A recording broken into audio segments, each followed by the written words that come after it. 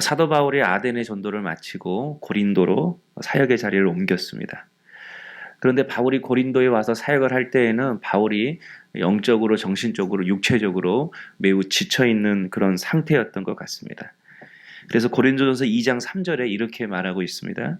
내가 너희 가운데 거할 때에 약하고 두려워하고 심히 떨었노라.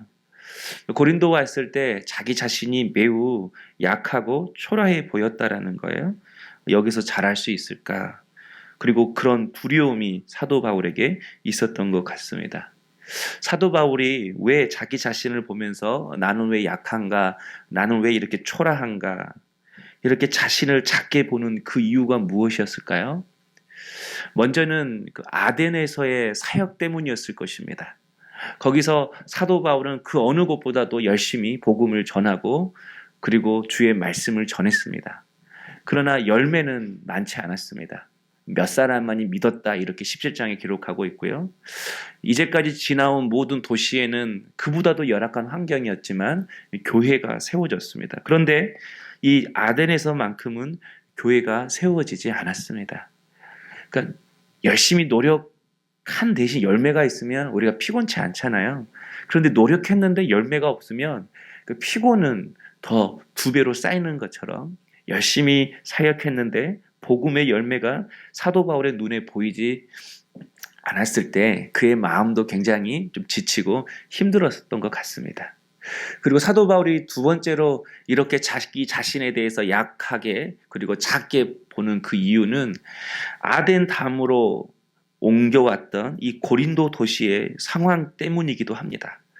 이 고린도는 도시 양옆으로 항구가 있습니다. 그러니까 항구가 있다는 것은 그만큼 무역이 활발한 곳이라는 거죠. 그러니까 굉장히 부유한 도시였습니다. 하지만 도시는 부유했지만 그 고린도라는 도시는 로마 황제 숭배의 본거지와도 같은 그런 로마 황제를 숭배하는 그런 도시였고요. 아덴만큼은 아니지만 굉장히 우상을 많이 섬기는 그런 도시였습니다. 그래서 우상의 신전도 굉장히 많았습니다.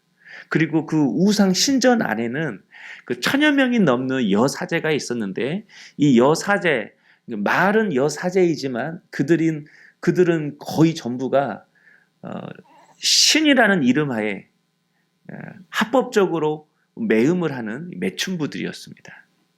그러니까 고린도 사람 같다 이러면 그 사람 음란하다 이런 의미의 관용어구로 쓰일 정도로 고린도 도시 자체가 굉장히 영적으로 음란한 도시였습니다.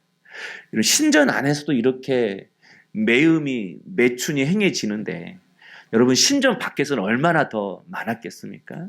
그러니까 도시 자체가 영적으로 굉장히 타락한 음란한 그런 도시였다라는 거예요. 그런 도시에서 사도 바울 혼자 사역한다라는 것은 달걀로 바위치기와 같은 그런 무모한 일일 것입니다.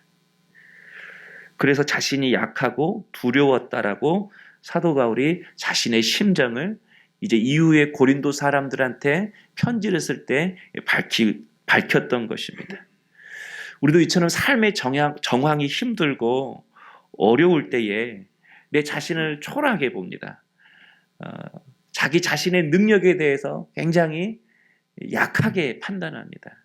그리고 아무것도 할 수 없다라고 생각하기도 합니다. 그리고 두려워하는 것이죠. 이럴 때일수록 우리가 반드시 해야 할 일들이 있습니다. 삶의 정황이 힘들고 그래서 내가 약해 보이고 미래를 생각하면 두려움이 찾아올 때 이때 우리가 해야 할 일은 먼저 함부로 속단하지 않는 것입니다. 미리 판단하지 않는 거예요. 아무리 믿음이 좋은 사람도 지치고 낙심될 때가 있습니다. 지치고 낙심이 되면 뭐든지 안 좋게 해석합니다. 그리고 뭐든지 안 좋게 반응합니다. 사도 바울이 그랬습니다. 아덴에서 별 열매 없이 고린도로 왔습니다. 그리고 오늘 말씀해 보면 고린도에 왔을 때 가지고 있는 모든 돈이 다 떨어졌던 것 같아요. 그러니까 재정적으로 굉장히 힘들었던 것 같습니다. 그래서 사도 바울에게 천막을 만드는 그런 기술이 있었던 것 같아요. 그 천막 만든 기술로 일을 하면서 생계를 유지했습니다. 그리고 복음 사역을 동시에 병행했던 것 같아요. 그러니까 열매 없이 고린도에 왔고 재정도 다 떨어져서 일하면서 복음을 전해야 되는 그런 상황이었습니다. 그리고 또 6절에 보니까 너희 피가 너희 머리로 돌아갈 것이요. 이게 지금 사도 바울이 한 말이에요. 바울이 회당에서 말씀을 전할 때 유대인들이 그 말씀을 받아들이지 않고 오히려 비방하고 대적할 때에 사도 바울이 이렇게 너희 피가 너희 머리로 돌아갈 것이요. 거의 저주에 가까운 악담을 퍼부었습니다. 그만큼 사도 바울의 마음이 좀 무너져 있었던 것 같아요. 우리가 알다시피 사울이 고린도에 오기까지 많은 방해가 있었잖아요. 돌에 맞기도 하고 쫓겨나기도 하고. 그러나 그때마다 사도 바울은 자신이 로마 시민권자임을 밝히지 않았습니다.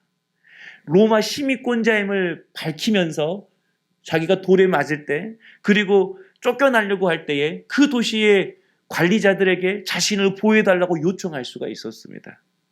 그러나 자신이 로마 시민권자임을 속인 것이 아니라 감추고 돌을 던지면 돌에 맞고 쫓아내면 쫓김을 당하고 그래서 다른 도시로 왔습니다.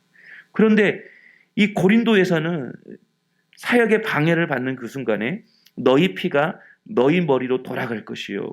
이렇게 화를 내는 바울의 모습을 볼 수 있습니다.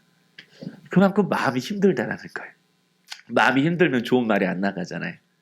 마음이 힘들면 좋은 행동이 안 나가잖아요. 사도 바울이 그랬던 것 같아요. 그러나 여러분 함부로 속단해서는 안 됩니다. 우리가 미리 판단해서는 안 됩니다. 비록 사도 바울의 삶의 정황은 힘들고 어려웠을지라도 바울은 여기서 하나님의 놀라운 은혜를 경험합니다. 그 당시에는 바울 자신이 굉장히 힘들었지만 돌아서서 보니까 이 고린도라는 도시가 하나님의 놀라운 은혜가 있었던 그런 도시였다라는 거예요. 왜냐하면 사도 바울이 여기서 평생의 동역자인 아굴라와 브리스길라 부부를 만나게 됩니다. 사도 바울이 재정적으로 힘들어서 일자리를 찾다가 이들 부부를 만나게 된 것입니다. 어려울 때 찾아간 자리였는데 동역자를 만나는 자리가 된 것입니다. 그래서 로마서 16장 3절 4절을 보면 사도 바울이 이들 부부를 이렇게 소개하고 있습니다. 너희는 그리스도 예수 안에서 나의 동역자들인 브리스가와 아굴라에게 문안하라. 그들은 내 목숨을 위하여 자기의 목까지도 내놓았나니 나뿐 아니라 이방인의 모든 교회도 그들에게 감사하느니라. 여러분 다른 사람을 위하여 목숨을 누가 내놓겠습니까? 그런데 이들은 그런 마음으로 사도 바울을 섬기고 동역했다라고 사도 바울이 이야기하고 있습니다. 가장 힘든 자리에서 가장 힘이 되는 동역자를 만났습니다. 가장 어려운 자리에서 그들은 하나님이 주시는 만남의 축복을 경험하게 되었다라는 거예요. 여러분 하나님 주신 축복 중에 분명한 축복이 있습니다. 저는 그것이 만남의 축복이라고 생각을 합니다. 하나님은 때론 이런 만남의 축복을 내 삶의 어려운 자리에서 만나게 하실 때가 있다라는 거예요.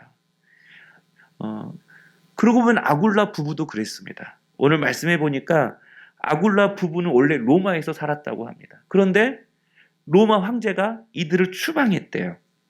왜냐하면 그 당시에 그 로마에 유대인의 폭동이 있었다고 합니다.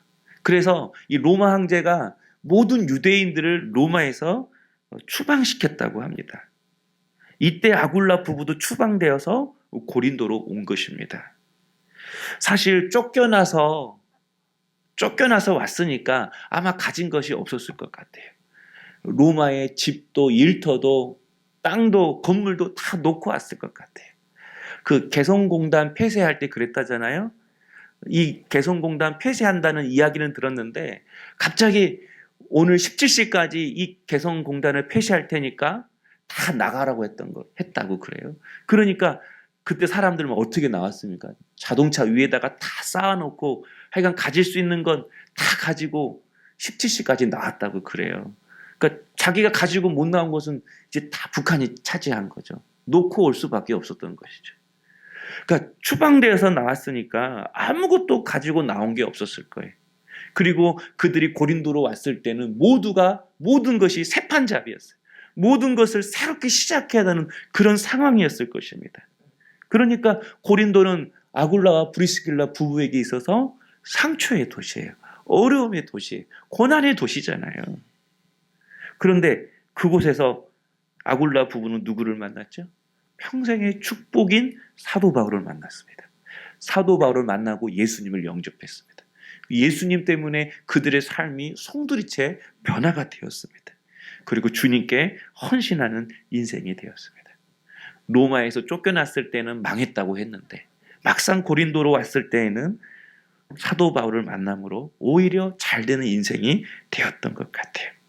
사람의 눈으로 보면 망하는 인생, 쫓겨나는 인생, 새롭게 시작해야 되는 그런 인생이었지만 하나님의 눈으로 보니까 여러분 만남이 있는 자리가 되었습니다. 새로운 인생이 열리는 축복의 자리가 되었습니다. 하나님의 눈으로 보니까, 하나님의 계획으로 보니까 사도 바울이나 아굴라와 브리스길라 부부나 다 하나님의 놀라운 은혜였던 것 같습니다. 오늘 지금 이 순간도 삶의 정황이 어렵고 힘들어서 가장 어려움의 시기를 내가 지나고 있다라고 생각하는 분들도 있을 것입니다. 그러나 여러분 좀 더 시간이 지나서 지금 내 삶의 이 자리를 돌이켜 볼 때에 오히려 지금 이 시간이 축복일 수 있습니다. 오히려 이 시간이 하나님의 또 다른 계획이 시작되는 그런 시간이 될 수 있다라는 것입니다. 사랑하는 성도 여러분, 무엇이 잘된 일이고 무엇이 못된 일입니까? 무엇이 좋은 일이고 무엇이 힘든 일입니까? 인간의 눈으로 알 수 없습니다. 그래서 함부로 판단하지 말아야 합니다. 반대로 말하면 쉽게 낙심하지 말아야 한다는 거예요. 사람 일은 정말 알 수 없는 것 같습니다. 세상 일도 정말 알 수 없는 것 같아요. 저도 돌이켜보면 제 생각에는 이 사람 좋은 사람이야, 좋은 친구야라고 생각했는데 정말 내 인생에서 지워버리고 싶은 그런 사람이었습니다. 제가 전에 말했잖아요. 제가 군대에서 정말 평생의 친구를 만났다고 생각했는데 제대해서 그 친구 만나러 강남 갔습니다. 갔더니 저를 다단계 회사로 끌고 갔어요. 어찌나 믿든지 가장 좋은 친구라고 생각했는데 정말 만나지 말았어요. 그런 인생이 있더라고요. 그리고 이 사람은 정말 나쁜 사람이야. 태도도 좀 안 좋고 말투도 안 좋고 그래서 내가 거리를 두었던 사람들도 많습니다. 그런데 막상 부딪혀보고 사역을 하다 보니까요. 그렇게 힘이 돼요. 그렇게 위로가 돼요. 그렇게 소망이 돼요. 내가 좋은 일이라고 생각했는데 시간이 지나 보면 오히려 나를 교만하게 하고 자만한 일이었던 것이 굉장히 많았던 것 같아요. 그리고 내게 안 좋은 일이라고 생각했지만 돌이켜보니까 오히려 나를 겸손케 하고 영적으로 깊게 넓게 만드는 그런 사건, 그런 일들이 굉장히 많이 있었던 것 같아요. 그래서 인생은 알 수 없는 것 같습니다. 사람 일도 알 수 없고 세상 일도 알 수 없고 그러나 아시는 분은 오직 하나님이신 줄로 믿습니다. 그래서 여러분 약한 게 아니죠. 어려운 게 아닙니다. 하나님만이 아시고 그 모든 일들을 가장 사랑으로 선함으로 내 삶 가운데 이루어 주신다는 사실입니다. 그러므로 지금 내 삶의 정황이 좋지 않다 할지라도 지금 내 마음의 상태가 사도 바울처럼 지쳐있고 낙심되어 있다 할지라도 여러분 한 가지 분명한 것은 하나님은 지금도 놀라운 계획 가운데 나를 두고 계시다라는 거예요. 하나님의 놀라운 계획하심이 나에게 있다라는 것입니다. 여러분 이 믿음을 가지고 썼으면 좋겠습니다. 이 믿음을 가지고 사도 바울이 아굴라와 브리스길라 부부를 만났던 것처럼 그리고 아굴라와 브리스길라 부부가 사도 바울을 만났던 것처럼 여러분 이 삶의 정황 속에서 믿음을 가지고 하나님이 누구를 만나게 하실지 나를 통해 무슨 일을 하실지 기대하는 성도님 될 수 있기를 주님의 이름으로 축원합니다. 그리고 우리가 함께 모여 신앙생활 하잖아요. 함께 신앙의 공동체를 이루어 갑니다. 저도 하나님 기도하면서 교회를 세웠고 우리 성도님들도 때로는 상황 때문에 교회를 옮겨야 됐고 상처 때문에 또 여러 가지 모습 때문에 교회를 옮겨야 되는 그래서 새롭게 시작해야 되는 그런 마음 아픈 신앙의 사연들이 있지만 그래도 하나님 이렇게 우리를 만나게 하신 이유는 하나님의 계획하심이 있다고 생각합니다.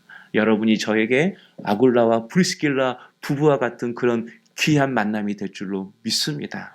또한 여러분에게 있어서 제가 사도 바울처럼 이렇게 신앙적으로 힘을 주고 또 격려하고 중보하는 그런 동역자 같은 저의 모습이 될 수 있기를 주님의 이름으로 축원합니다.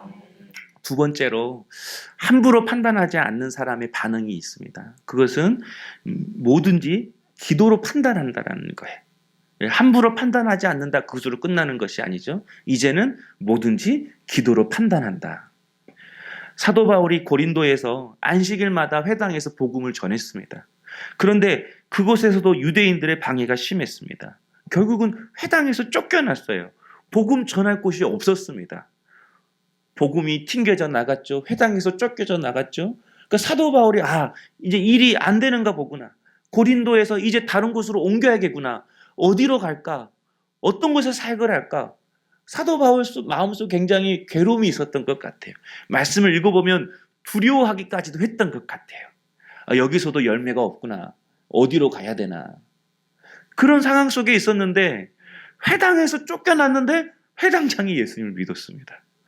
회당에서 쫓겨났는데 회당 옆집 지도 유수도가 자기 집을 말씀을 전하는 기도처로 자기 집을 내놓는 거였어요. 그래서 하나님의 일들이 곧 끊어질 것 같았는데 계속해서 이어지는 것입니다. 그러니까 사도 바울의 생각은 여기서 끝났구나라고 생각했는데 자신의 생각과 다르게 계속해서 일이 안 될 것 같은데 되어지고 끊어질 것 같은데 되어지고 그렇게 되어지는 것을 보면서 깨달은 거예요. 하나님이 함께 하시구나. 하나님이 인도하고 계시구나. 하나님이 역사하고 계시구나. 하나님이 도우고 계시구나. 그래서 사도 바울이 그 순간 깨닫고 기도하기 시작했습니다. 그래서 9절에 이렇게 말하죠.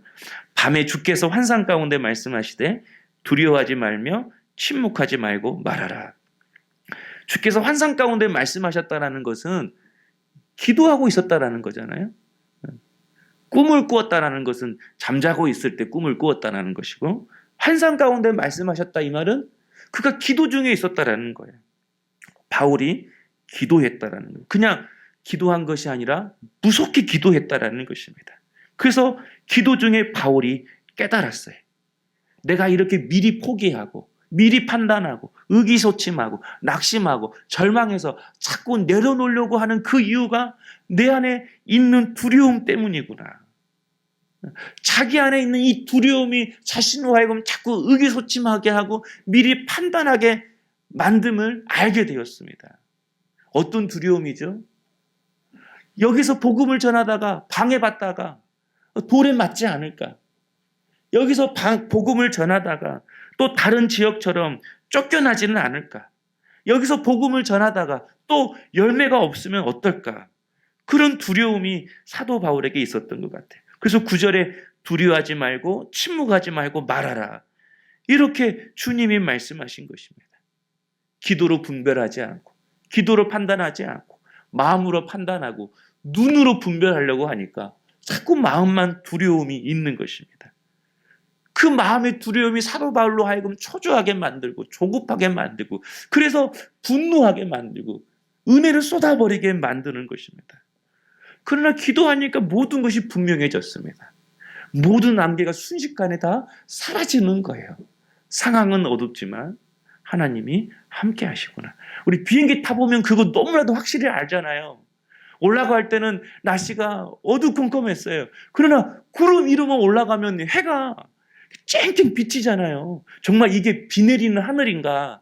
이게 캄캄한 하늘인가? 구름 위로만 올라가도 파란 하늘이 보이고 빛이 선명하게 비춰지는 것을 경험하게 됩니다. 비록 어두운 그늘이 우리 인생을 드리고 있다 할지라도 그 구름 위에는 하나님의 놀라운 은혜가 우리에게 부어지고 있고 하나님의 빛이 우리를 향하여 있음을 믿고 깨달을 수 있는 우리 성도님 될 수 있기를 주의 이름으로 축원합니다. 사랑하는 성도 여러분, 오늘 이 시간 이 말씀 붙들고 우리가 분명하게 깨닫기를 원합니다. 많은 성도들이 두려워하지 않을 문제로 두려워합니다. 낙심하지 않아야 할 문제로 낙심합니다. 이유는 성급하게 판단하기 때문에 그렇습니다. 우리는 은혜라는 말을 때로는 싫어합니다. 은혜 그러면 어떤 사람은 그 은혜에 대해서 거부 반응 일으키는 사람이 있어요. 은행 그러면 뭐 요행을 바란다. 은혜 그러면 노력하지 않는다. 은혜 그러면 하나님 하실 것만 기대하고 자신은 다 내려놓는다. 그래서 노력해야 된다고 말합니다. 그러나 여러분, 노력하는 사람들을 보십시오. 정말 노력하는 사람들을 보십시오. 노력한 게 아니라 염려하고 있는 거예요. 많은 사람들이 과거에 노력했다고 말합니다. 그러나 사실 노력한 게 아니에요. 두려워한 거예요. 어제 저녁에 교육자들하고 하루 종일 회의하고 저녁에 식사를 하는데, 저녁 식사하는데 옆에서 이렇게 회식을 했던 것 같아요. 이제 식사하고 있는데 여기서 이제 뭐 건배를 했던 거 옆에서. 뭐라고 건배한지 아세요? 의리 하고 이렇게 마시더라고요. 의리. 여러분, 의리가 밥 먹여줍니까? 의리 애친다고 여러분 그 의리가 있습니까? 여러분, 우리는 노력한다고 하지만 사실 그 노력한 것만큼 염려하고 두려워하고 살아갑니다. 의리를 애친다고 관계가 맺어지는 것도 아닙니다. 노력한다고 그 열매가 맺어지는 것도 아닙니다. 하나님과 나의 올바른 관계가 먼저 맺어져 있지 않으면 세상의 의리, 세상의 만남 아무 소용없는 거예요. 하나님과의 온전한 만남, 하나님과의 온전한 그 교통이 우리의 삶 가운데 믿음의 관계를 만들어 주는 것입니다. 사도 바울이 어쨌든 하나님과 끊어지지 않고 연결되려고 했을 때에 그에게 평생의 동역자를 붙여줘서 함께 믿음의 사역을 할 수 있었던 것처럼 우리가 하나님과 연결될 때 하나님이 믿음의 동역자를 붙여주시고 또 하나님과 연결될 때에 어려운 상황 속에서도 계속해서 하나님의 놀라운 일들을 이루어 가시는 것입니다. 그러면 여러분, 우리가 진짜 노력을 했으면 좋겠습니다. 그 노력은 바로 하나님을 만나는 노력입니다. 하나님을 만나려고 노력할 때에 하나님은 여러 가지 모습으로 여러 가지 통로로 하나님의 약속과 열매를 주실 줄로 믿습니다. 그 하나님의 약속과 그 은혜와 그 말씀을 통하여 내가 삶의 동기를 부여받고 그래서 주님 앞에 헌신하고 주님을 의지하고 주께서 맡겨주신 그 십자가를 지고 살아갈 수 있는 우리 복된 성도님 될 수 있기를 주님의 이름으로 축원합니다.